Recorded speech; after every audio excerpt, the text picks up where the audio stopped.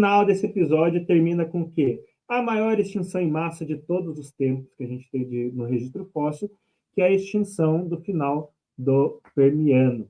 Então, no final do período Permiano e início do período Triássico, a gente tem essa extinção causada principalmente, provavelmente aí, principalmente por atividades vulcânicas muito intensas ali na Pangeia, né? E a gente vai ter uma extinção tão grave que estima-se que 95% de toda a vida no planeta foi extinta durante aí a extinção permiana, 95% de todas as espécies, tá? Então, é a maior extinção em massa que a gente tem no registro fóssil. Foi um momento muito dramático para a história da vida, né? A gente quase não escapou dessa, né? Mas, por sorte, né? Tem um episódio seguinte, então sobrevivemos. E quem sobreviveu, principalmente, esse nosso herói aqui, esse porquinho do Triássico e do Permiano também, o Listrossauro, tá? Que é o bicho mais legal do mundo. E ele conseguiu sobreviver. Em alguns lugares, inclusive, é até interessante porque depois que tem a extinção permiana, que mata aí 95% da vida no planeta, os listrossauros são uma das linhagens que mais sobrevivem. Assim. Sabe Deus por que esses bichos aguentaram tanto? E em alguns lugares, eles chegam a representar, em alguns sítios paleontológicos, eles chegam a representar 90% da fauna de vertebrados, é só listrossauro. Não sei qual é a explicação que eles dão para esses bichos terem sobrevivido e diversificado tanto.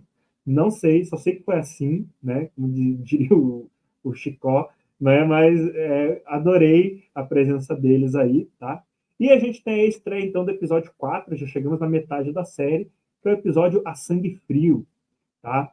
Então, algumas coisas. Primeiro, olha isso daqui, é muito lindo esse modelo de listrossauro. Nesse caso aqui, nós temos dois modelos de listrossauro. Nós temos esse aqui, que aparece, né, saindo da caverna, e a gente tem esse aqui. Os dois são chamados de listrossauro, mas eu não sei se é dimorfismo sexual, se aquele primeiro é um macho e esse aqui são fêmeas, ou se é um adulto e os filhotes, não sei por que tem uma diferença tão grande de modelo. Eu sei que eu gostei, achei os dois modelos muito legais, mas tem algumas críticas, porque nesse trecho que eles mostram o listrossauro, eles mostram ele sendo caçado por um eritrossuco, que é esse bicho aqui. O eritrossuco, gente, então ele se eu não me engano, ele é um pseudossuchia, não é? E vamos falar a minha verdade, ele tá feio, ele tá horroroso. Ele é um arcossáuro. Ele não ainda. Ele é mais basal do que pseudossuchia. Ah, verdade.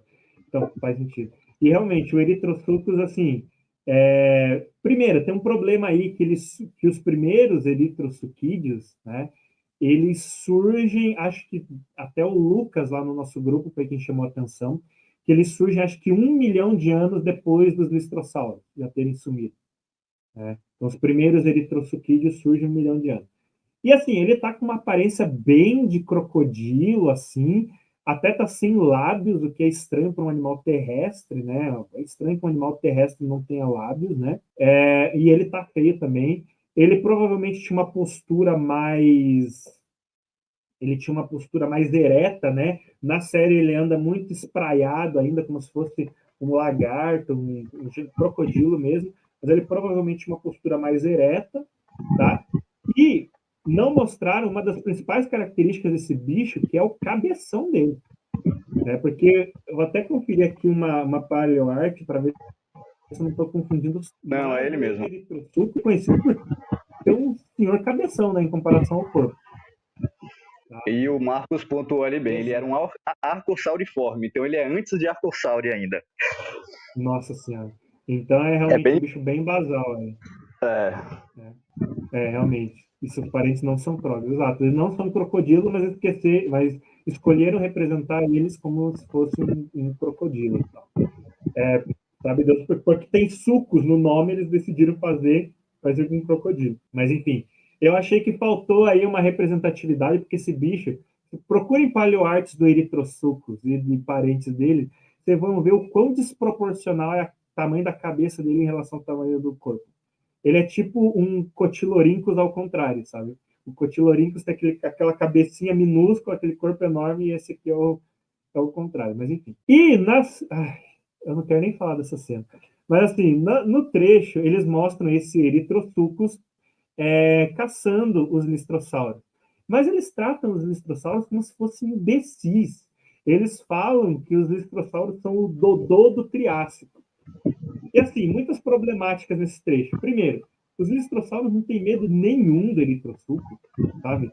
Tipo, eles a ideia que eles tentam passar é que, que os listrossauros não reconhecem o Eritrosuchus como um predador. Então, inclusive, aqui eles fazem uma troca de papéis, né? Então, o Eritrosuchus representa os répteis, né, os sauropsídeos, e os listrossauros representam os sinapsídeos. Então, no episódio anterior, os sinapsídeos eram os caçadores, agora eles são os caçados, né? Então, eles vão fazendo esse joguinho.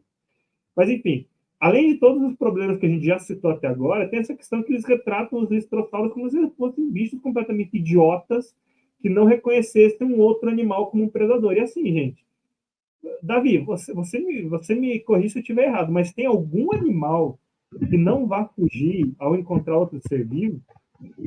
Sabe, tipo, mas, né, quanto tempo eles demoram para reconhecer um bicho como predador, sabe? Sabe, para mim não faz sentido essa cena. Os bichos vão andando na direção da boca do Eritrosuco, não faz sentido nenhum isso aqui. Realmente foi uma liberdade artística, né? Eu não sei que paralelos eles usaram para fazer isso. De fato, é possível que alguns animais eles estranhem quando aparece uma espécie invasora, eles não saibam como reagir. Um exemplo que eu posso citar é que provavelmente vocês já viram vídeos desse animal, né? Os búfalos d'água, eles meio que ignoram os dragões de Komodo, porque os búfalos d'água eles foram introduzidos na ilha de Komodo, eles não evoluíram com o dragão. Então o dragão chega perto, chega a ser angustiante ver aquilo, porque o bicho prestes a morder o búfalo e o búfalo não reage, porque para ele é um calango, né? E, pô, o que é que um lagarto daquele tamanho vai fazer?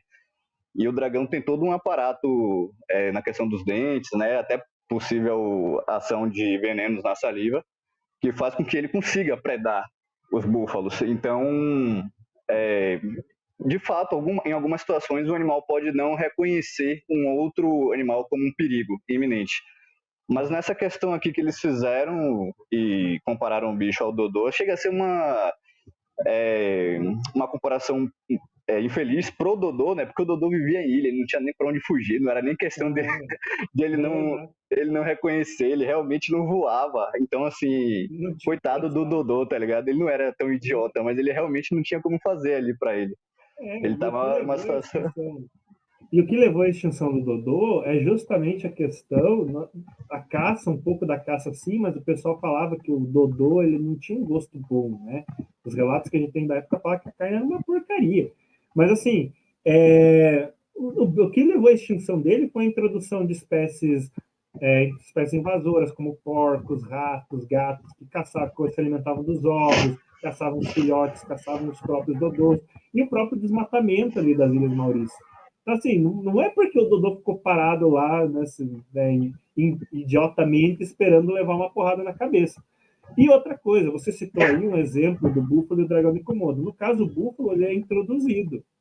Mas a questão aqui que o documentário passa não é que o Eritrosuchus foi introduzido ou veio de outro lugar. Esses animais estavam convivendo e evoluindo, né, um perto do outro. Eles deveriam, né, se reconhecer, sim. Como um predador. A não ser que o Eritrosuchus ele realmente tenha vindo de outro lugar do continente, caminhando, né, e encontrou os listrossauros ali e pensou, pô, né, lanche, né? Mas, enfim, não gostei dessa cena. Adorei os listrossauros, mas odiei a cena, tá? Mas, enfim, paciência, né?